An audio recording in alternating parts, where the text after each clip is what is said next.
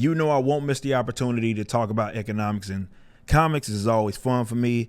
Let's get into it. Got a good one for you. For full transparency, I did speak with Yellow Flash in private before I did this video. I asked him if he was cool with me doing it. He said yes, it's fine. If he said it wasn't, I wouldn't have done video.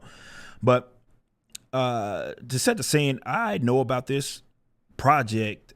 I found out about it the same way you guys did. Obviously, I know Yellow Flash, so following him, but also Dillard was the winner. That's what made it intriguing, or the second place winner for the ISOM 2 fan art contest. So shout out to them.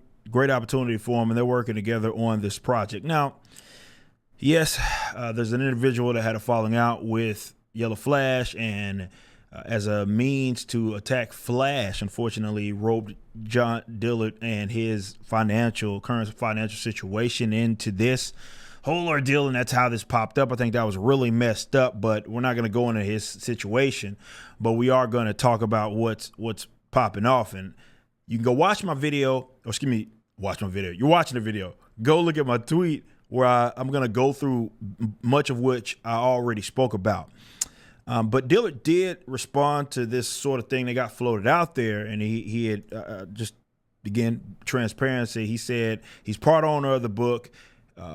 He's business partners with Flash. He says his financial well-being is not his responsibility, and he offered to help multiple times. So that's the narrative that all Flash didn't help and all that other good stuff was deaded by Dillard himself. Look, and he's basically saying, look, he's not.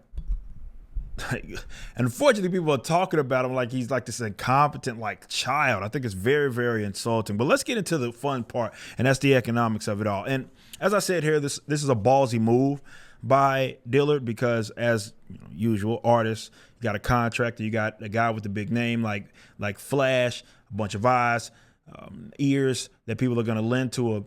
And, generally speaking, you get like a guy like Yellow Flash, he's going to pay his artist to do something, and then that's going to be the project, but his artist will be paid out as a contractor. He basically waived all of that and instead took 40% ownership of the book. Now, I'm assuming that this is 40-60 of split between those two, and that is with publishing as well as the property itself. And I'm just telling you, I obviously know numbers.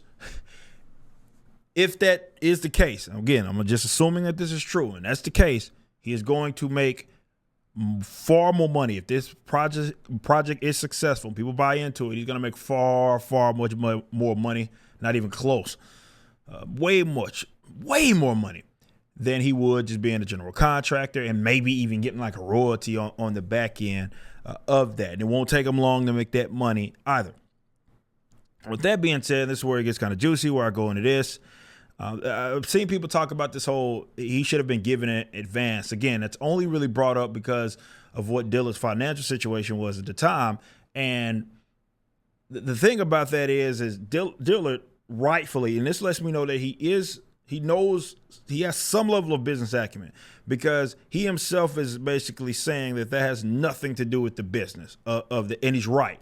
You're not paid for your emotions. Yes, you're a human being. All that stuff is, you don't want to be an asshole, definitely to someone that you're working with, but that is irrelevant to the deal it is that they got into. And it's also irrelevant to the conversation anyway, because as Dillard said, Yellow Flash already offered to help him out anyway.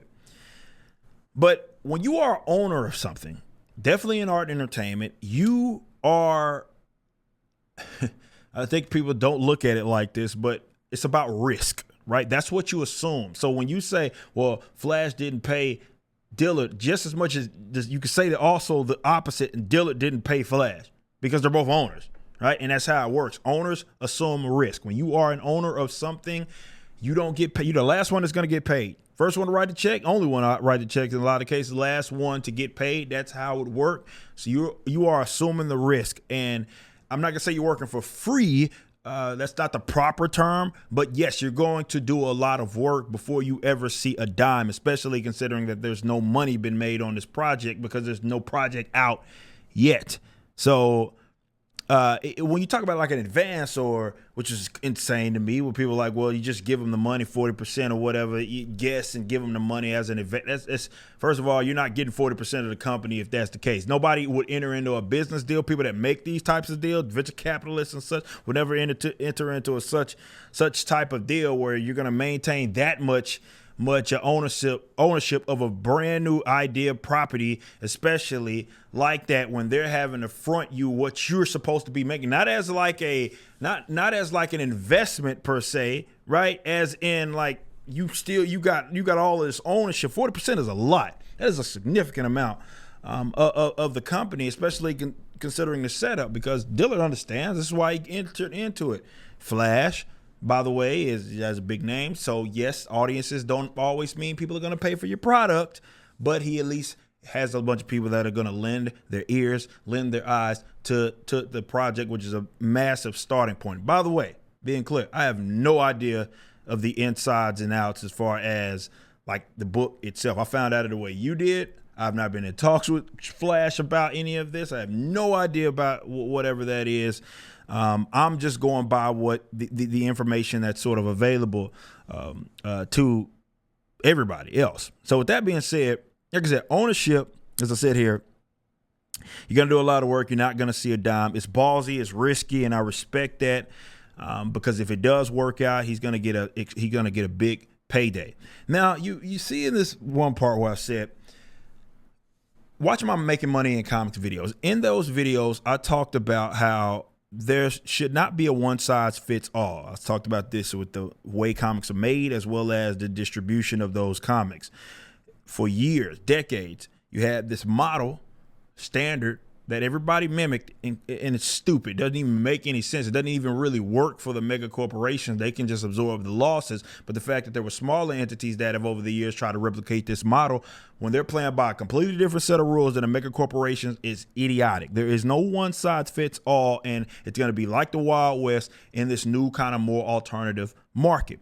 So the fact that there's some guys that are trying it a little different, not to say that everything's going to work, but they're trying it a little different. I respect that. It's ballsy, man. That's ballsy. He's saying, he's looking, and that's how business is, guys. You do not look at things like, you got all these artists because they've only been contractors for the most part their entire lives. So it's not like they understand a lot of this aspect anyway, right? You can't look at ownership like a contractor through the lens of a contractor. Ownership is about assuming risk, right? That's how you're going to be the one to benefit the most. But you're also, if it goes in a wrong way, you're going to be the one that hurts the most. That's how it works. It's how risk is. So it's a risky move in general. It's a risk to be an owner. That's how these things work. But it can be of great benefit if it does work out. So there's going to be trial and error in this sort of independent space. But the fact that this guy's trying it a little differently, that's great. I welcome that. I embrace that. I hope to see more of that. And I think we will see a lot more of that, especially going into the independent space. It's not I can see where some people are like,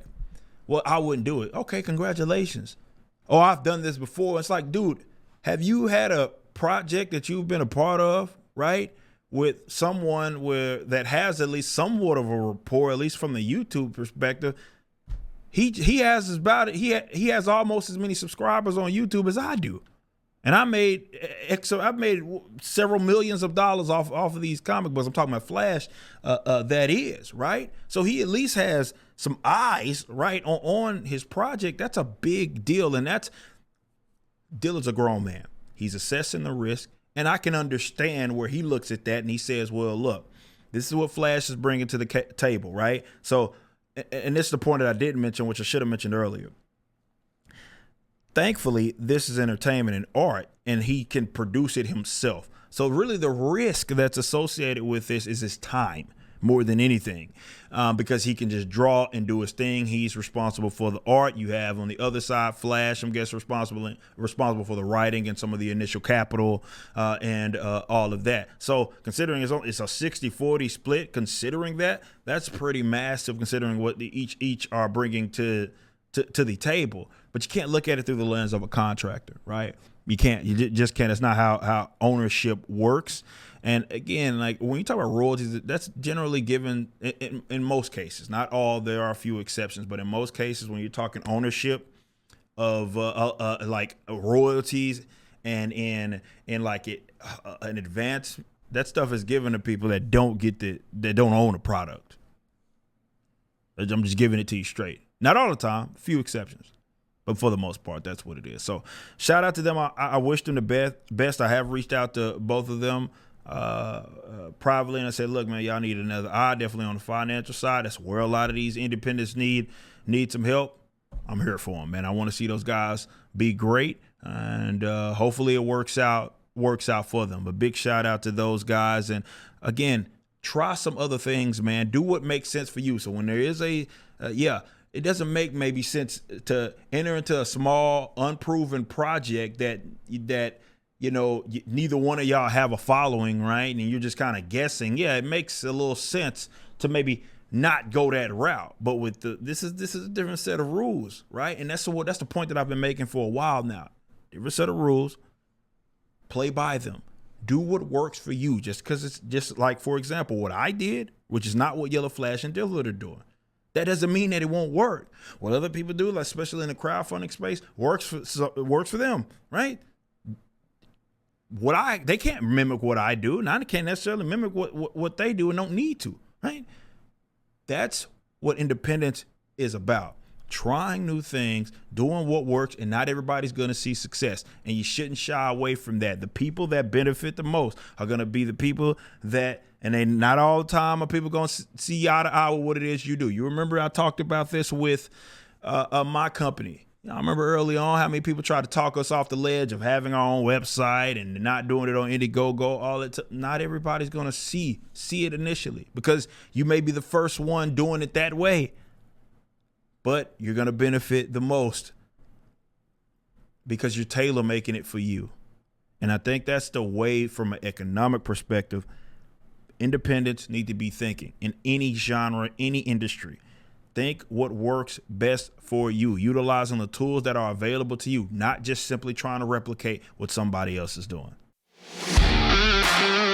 Alpha Core number 1's pre-order is live. Written by the legendary Chuck Dixon and penciled by Joe Bennett. Visit Rippaverse.com to grab a copy and any of the merchandise items. Be sure to also check out the animated trailer for the campaign, which is the latest project from Rippaverse Studios. Y'all be easy.